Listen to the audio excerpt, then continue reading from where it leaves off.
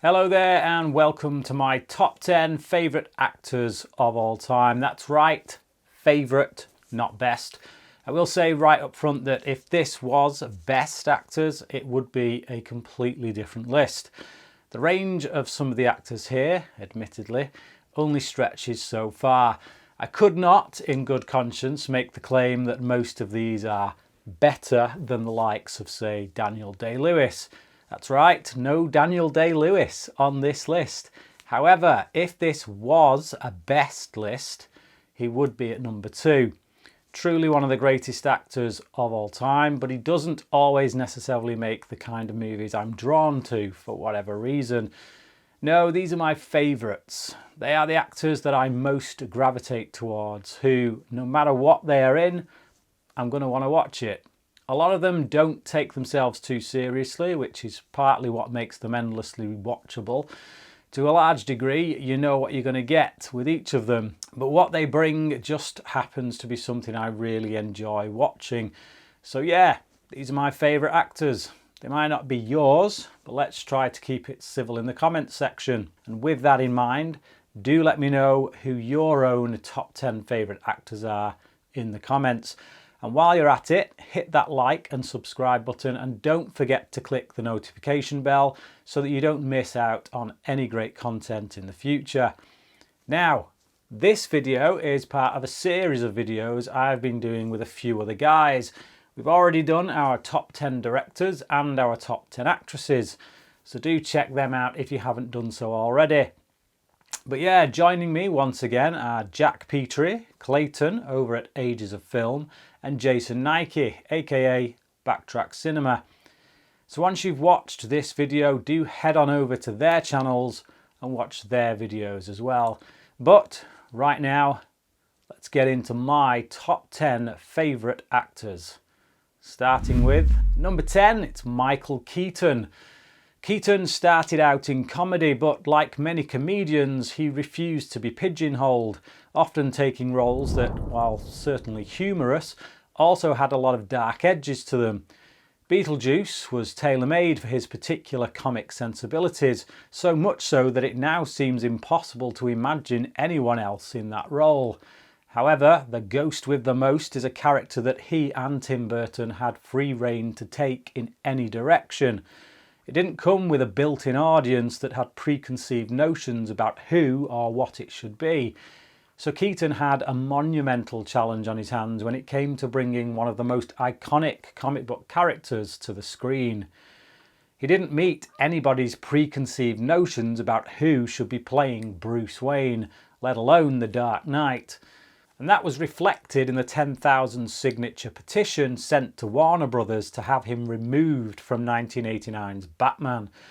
In a time when there was no social media, no online forums, 10,000 signatures was considered a massive public outcry. Thankfully though, the studio never caved, freeing Keaton up to prove everybody wrong and create an iconic portrayal of the character that, for many people, as with Christopher Reeve's Superman, is still the definitive cinematic version of the character. It was certainly the version that ignited my lifelong love of Batman and comic books. But Keaton isn't just Batman, he's played a whole roster of different characters, both heroes and villains, and he's never anything less than entertaining. Even when he's in a dud, he is most likely the best thing in it.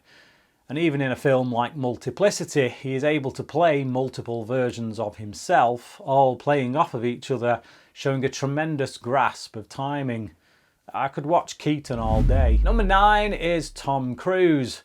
Say what you want about Cruise's personal beliefs, but the thing about him that is undeniable is his commitment to making the best big-budget action spectacles he possibly can, due to his willingness to strap himself to the side of buildings, planes and everything in between, all for the sake of capturing something in camera that is going to have you hanging on the edge of your seat. The way he inserts himself into the action allows filmmakers to put cameras into positions they would otherwise not ought to, making for some of the most dynamically shot action set pieces of all time. Whether it's the flight sequences in Top Gun Maverick or any number of sequences from the Mission Impossible franchise.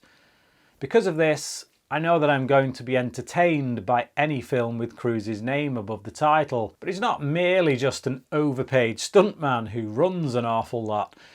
When given the opportunity, he's more than proven that he can act, delivering excellent performances in movies as diverse as Magnolia, Born on the 4th of July, and Interview with the Vampire, as well as stealing some of the biggest comedy moments in Tropic Thunder.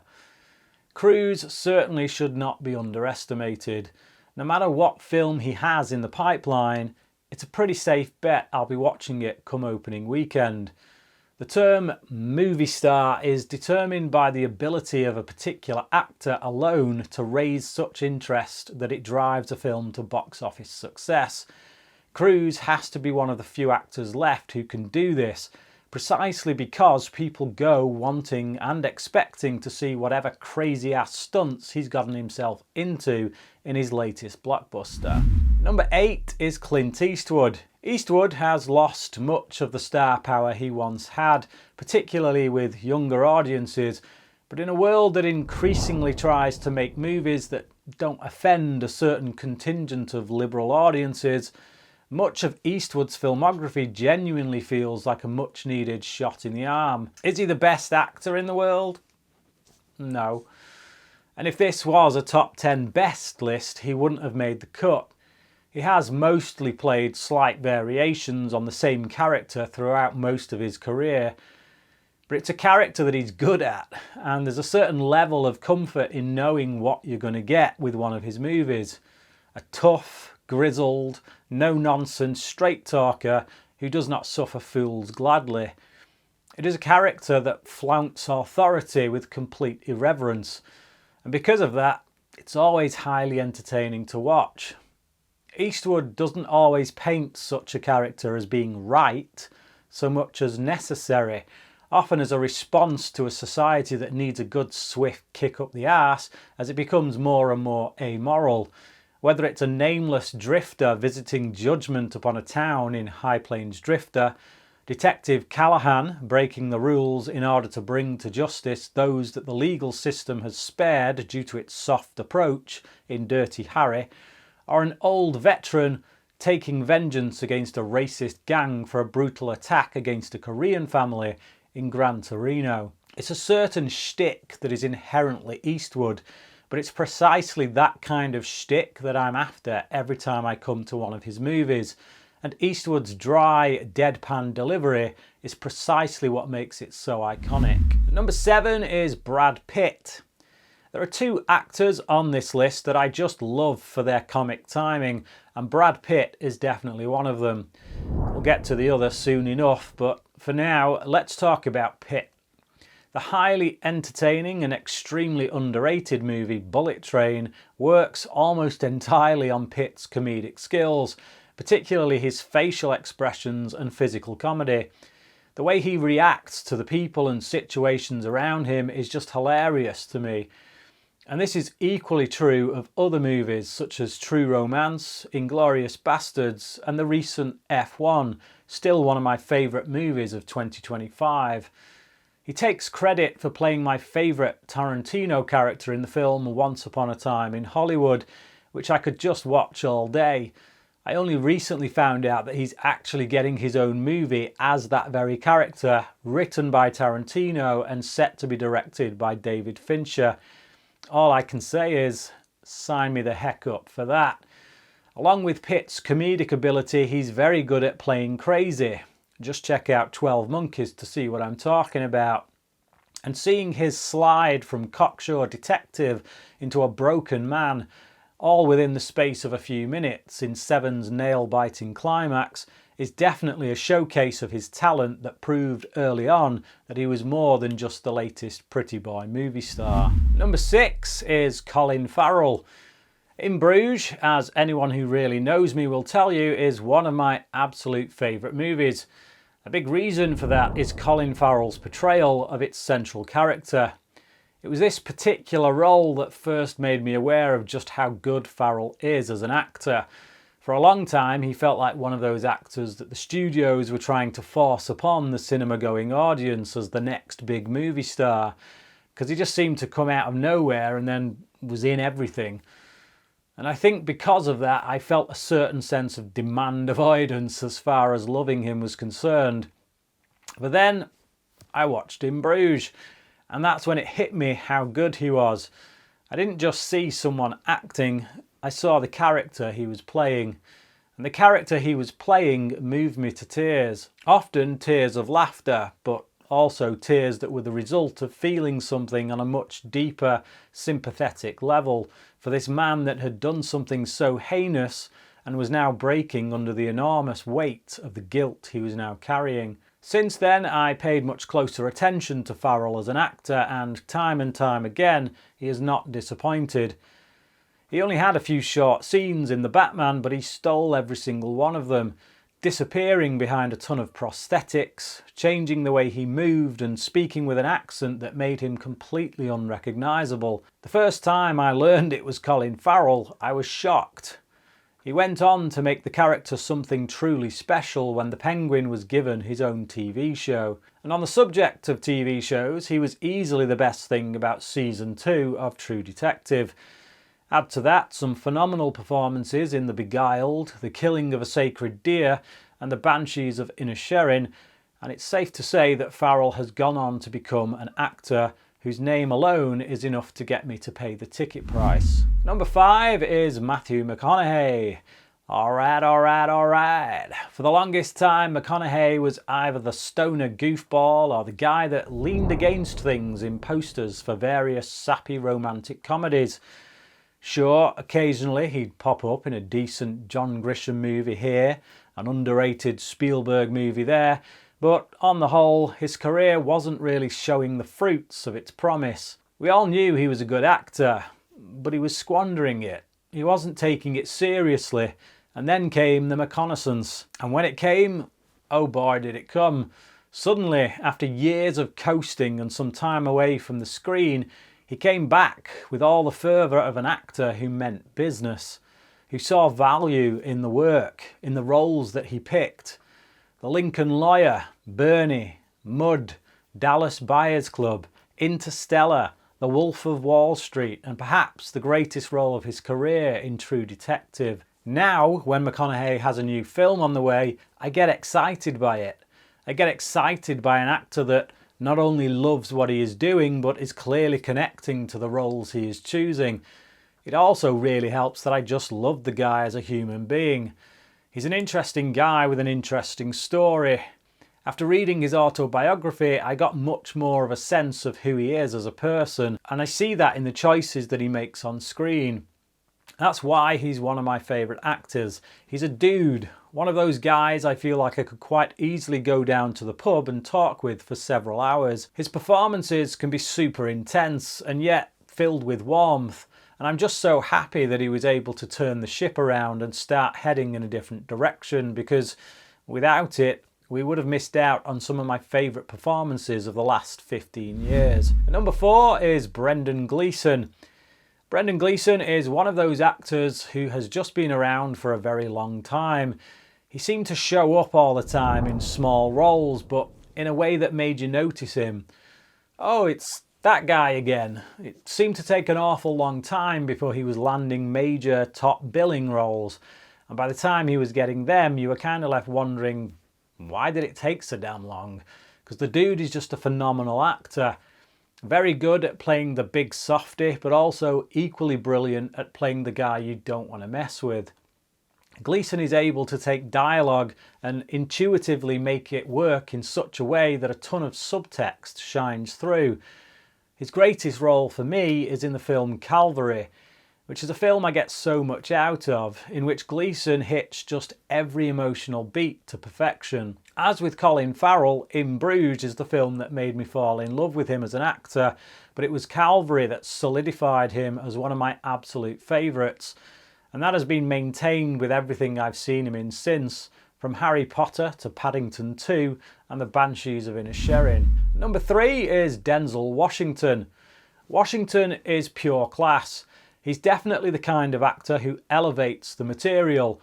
There are a lot of movies he's been in, such as the Equalizer series, Two Guns, Out of Time, things like that, which are actually just super average movies. They're not great movies at all, and yet I remember them because of what Washington brings. He has gravitas. When he speaks a line of dialogue, it carries much more weight than it would coming out of the mouth of most other actors. That's why a film like Out of Time, which honestly just feels like a straight-to-DVD release, ends up being moderately entertaining.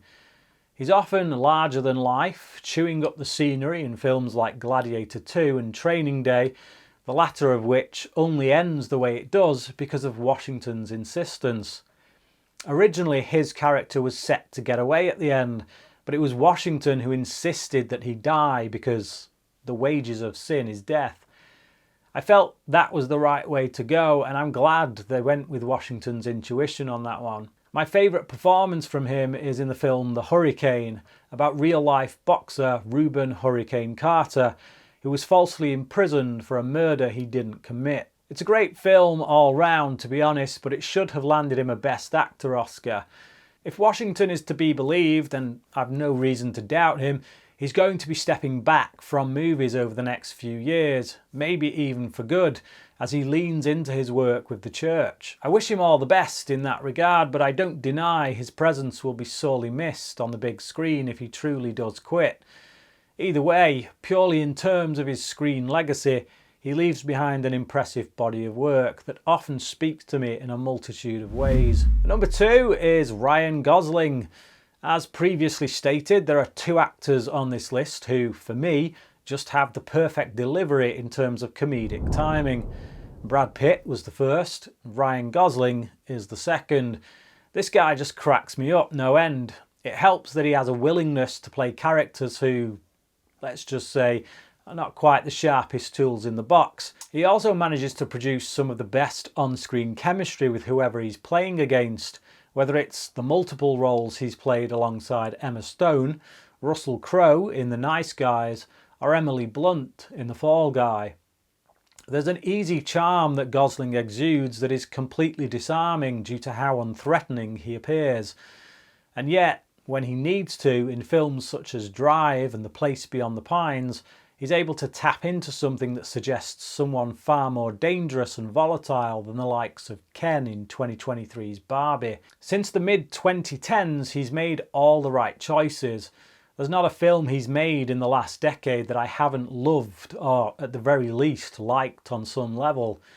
And that's largely down to him. At this point, I will literally watch anything with him in, and I'm currently only a few films away from completing his entire back catalogue. However, the actor that not only tops this list of favourites for me, but who also would make the top of my best list, is none other than the supremely talented Philip Seymour Hoffman. I remember being stunned when I first heard about the death of Hoffman. I don't normally get that way about celebrities, but this was a man whose work had touched me and moved me on multiple levels, who I'd long referred to as my favourite actor. His range was incredible. He could be the most unassuming, timidly shy man in the room in one film, then the scariest bully of a man in the next. I always believed he was the character he was playing. He totally inhabited their skin. Capote is a film I'm not all that fond of, but even so, his performance in that movie is undeniably brave and bold. He wasn't afraid to tackle anything. He's still the best villain in any Mission Impossible movie, and yet his screen time was pretty limited. He's really only in a handful of scenes, but he had the kind of presence that left an impact, made you keep thinking about it long after the credits had rolled. I love Hoffman, and I'm sad he's gone, and I regret that we'll never get to see all the amazing performances he would undoubtedly have gone on to deliver had he not been taken from us far too soon. But there you go, that was my top 10 favourite actors of all time. But what about you? Do you like any of my choices? Do you dislike all of them?